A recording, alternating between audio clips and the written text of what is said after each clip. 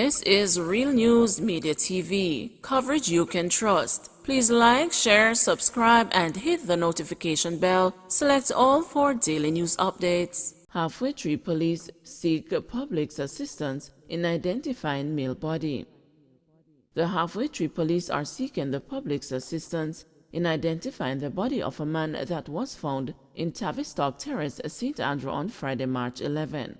According to the police, the body appears to be about 5 feet 11 inches long, slim build, and of brown complexion. The body was clad in a gray shirt and black pants. Reports are that a team of officers responded to explosions heard in the area and on arrival saw the body with gunshot wounds to the head. The police are asking anyone with information that can assist in identifying this body to call the Halfway Tree Police at 876-926-8184, Crime Stop at the 311-119 police emergency number, or the nearest police station. Teacher says William Nib boy fought me over guard ring. Guard rings are so popular and revered among some students that a schoolboy fought off a William Nib High School teacher who tried to confiscate the contraband. On Monday, 16-year-old William Nib student Kamal Hall succumbed to stab wounds inflicted by a schoolmate in a conflict over a guard ring. A 16-year-old boy was charged with the murder on Tuesday. He will face a family court on Friday. It is a serious thing. On one occasion, I tried to take a ring from a student. It was a fight. Jeremy Donor, a teacher at the Martebury Trelawney School, said in reference to an earlier altercation with another boy. He said to me, "You want to expose me," Donor revealed, further disclosing that the fight on Monday was a carryover from a feud that had started last Friday. Guard rings are believed to hold a supernatural power for the wearer, providing protection from harm and even death. Monday's incident, which has received nationwide publicity, has left the school and the wider community of Trelawney in shock and mourning, prompting administrators to begin counseling sessions at Tuesday morning's devotion. Head of the Trelawney Police Division, Superintendent Carlos Russell, implored students to temper their anger. Emotions got out of control and a life is lost and a youngster is in custody. Nothing can be done to bring back Kamal, Russell said while addressing some of the 1,200 students who attend William Nib. Among those present were the institution's board chairman, the Reverend Jonathan Hemmings, former police chaplain, the Reverend Courtney Walters, pastors Owen Brown, Wayne Smith, and Delton Collins, along with representatives from the Child Development Agency and the Victim Support Unit. Wendy Campbell Titus from the VSU told the students to avoid any thought of reprisal. Control your emotions and find a positive in this tragic incident. Do not bottle up your emotions. Cry if you feel like crying. Sing a song which has positive words. Remember Kamal in the good times, Campbell Titus urged. Georgia War Richards, a former Jamaica Teachers Association president, called for sympathy. "We have to show our sympathy on this sad occasion. It not only affects the students, but also the teachers," War Richards said. A distraught classmate of Kamal's said the incident has left him traumatized. "I cannot sleep nor eat since yesterday," the 10th grader told Smith during a session. According to a student who lives in Clarkstown, who is also a neighbor of the alleged offender, the accused mother fainted when she got the news of the stabbing. Kamal was popular at William Nib as he was the goalkeeper on the school's Da Costa Cup football team. The team's coach, Dwight Jeremiah, said Kamal was loved and had ambitions of becoming a professional footballer. "I am struggling to speak to the team," said Jeremiah. Kamal was so loved. He was a determined player who had the ambition to make it to become a professional. Not many people know he was an all-rounder who was a gifted high jumper. 2 shot dead, 1 injured in Westmoreland. Friends and family of a 21-year-old man who escaped death during an attack that left 2 others dead Monday night are adamant that he did not deserve to be shot. His mother is particularly distraught, yet thankful that her attendance at a grave digging had kept her from being in her shop in Highgate District, Darlington, Westmoreland, when the building was sprayed with 13 bullets. If she had been there, she said, she would have been too terrified to run and likely killed. Me couldn't run. Me couldn't run. Me couldn't run. God is good. And him not good some of the time, him good all the time, she said passionately. Her son was shot in the foot. He has not been identified by the police. Me traumatized, weak. Me knees can't turn up.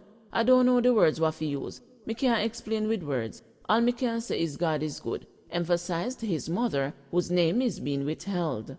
An older dreadlocked man who said he has lived in the area for the past 3 years and that the injured man was his friend, delivered a tearful testament about the 21-year-old's character. The youth so good to people. Him no deserve it. God kill me. Me can't talk to nobody about this. Him no forget no shot round us so because him good to everybody and him no have bad man, said the elderly man. The two men who were not lucky enough to escape death during the shooting have been identified as a 22-year-old Nicholas Warlock and a 35-year-old Sonny Leslie. A report from the police said about 10:20 p.m. the men were watching television at a shop owned by the 21-year-old's mother when a car drove up and the two men with guns got out. The car reportedly drove up the road to an intersection, then returned to the shop. The two armed men aboard went into the shop and opened fire, then escaped in the car in which they had arrived. Warlock and Leslie were cut down, while the 21-year-old, who had noticed the armed men getting out of the car, shouted and ran through the shop's back door. He was shot while trying to escape. Police who responded to the call found one of the men suffering from gunshot wounds inside the shop, while the other was found at the entrance to the building. Lawmen recovered 13 spent casings and 1 live round at the scene. Finance Minister rebuffs opposition's contribution to budget debates. Finance Minister Dr. Nigel Clark has accused the parliamentary opposition of misleading Jamaicans in its contributions to the budget debate. Closing the debate on Tuesday afternoon in the House of Representatives, Dr. Clark argued that many of the figures presented by opposition leader Mark Golding and the opposition spokesman on finance Julian Robinson were erroneous. He stated that the opposition's argument that the government could afford to spend $40 billion more because of a projected $99 billion increase in tax revenues was faulty. He argued that tax revenues contained in the fiscal policy paper tabled in the House projected tax revenues for 2022-2023 to be $671 billion, while tax revenues for the 2021-2022 period were projected at $606 billion. When you look at the table from the fiscal policy paper, which is here, you'll see very clearly, it's table in the House is available for everyone to see, that the tax revenues changes between 22, 23, and I'll read it for you, and 21, 22, in 22, 23 is projected at 671 billion, and in 21, 22 is projected at 606 billion. When I went to school, that difference, Madam Speaker, was $65 billion, not 99. And can you imagine that? Coming here and telling the Jamaican people that tax revenues are going to be up by 99 billion, and therefore you can afford this. When in fact, you're wrong by $34 billion. Madam Speaker, they're not ready yet. Not ready yet at all. A high school student in economics knows that inflation increases expenses as well as revenues. And on a net basis, the government is often worse off. The opposition can't just look at one variable. Because if inflation explains no new taxes, then you have to tell me why then, in the highest inflation year in 1991-92, did we have 7 full pages of tax increases? The pace and momentum of Jamaica's economic recovery has been so strong that the opposition can be forgiven for forgetting that the overall economic activity is still lower than pre-pandemic levels.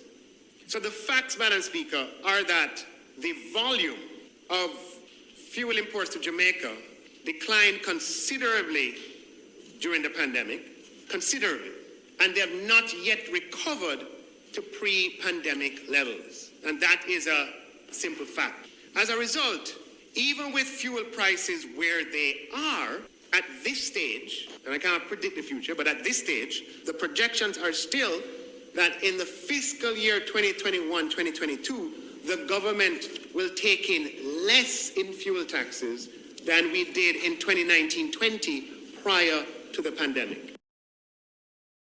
Teachers to be paid by March 24. The Ministry of Education and Youth is advising that salaries for public sector teachers will be uploaded to the Accountant General's portal by Thursday, March 24. In a statement on Tuesday, the ministry said the salaries should have been uploaded on Tuesday. However, the delay stems from the adjustments being made per the recent signing in February of heads of agreement for new rates and the volume to be uploaded to the system. The salaries will be reflected in personal accounts by Friday for those who use the commercial banks, except for Scotiabank, the ministry said. For those at building societies and the credit unions, they will see theirs on Monday, March 28. According to the ministry, Bursa-paid teachers should receive their salaries on Tuesday as scheduled. Don't forget to like, share, subscribe, and hit the notification bell. Select all for daily news updates.